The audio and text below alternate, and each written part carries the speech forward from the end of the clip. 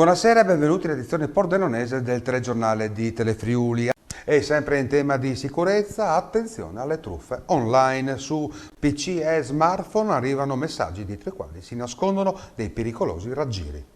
In tempo di coronavirus le truffe, soprattutto quelle informatiche, continuano a proliferare, complice anche il maggiore tempo passato online dalle persone. Per questo è fondamentale fare attenzione, come ricordano le forze dell'ordine. Una direttamente su WhatsApp, in cui vi si chiede e si parla di buoni spesa da poter utilizzare, e quindi attraverso un link vi mandano a rispondere delle domande, e dopo un po' il sistema del vostro cellulare non funziona più e vi viene chiesto di fare un aggiornamento del software.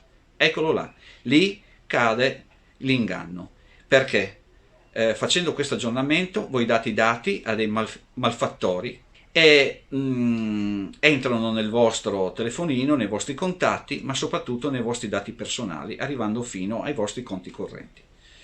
Una seconda truffa viene messa in online, e praticamente attraverso un concorso, utilizzando nominativi di aziende importanti nel commercio, vi fanno rispondere a delle domande, vi fanno la promessa di un premio e a quel momento vi chiedono di inserire dei dati perché avete vinto.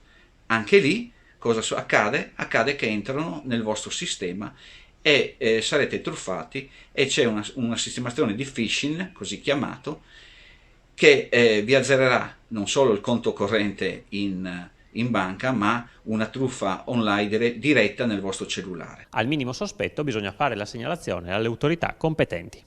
Nell'eventualità riceveste questi messaggi, contattate per favore la Polizia Postale o direttamente il link del Ministero dell'Interno e della Polizia di Stato e del commissariato online della Polizia.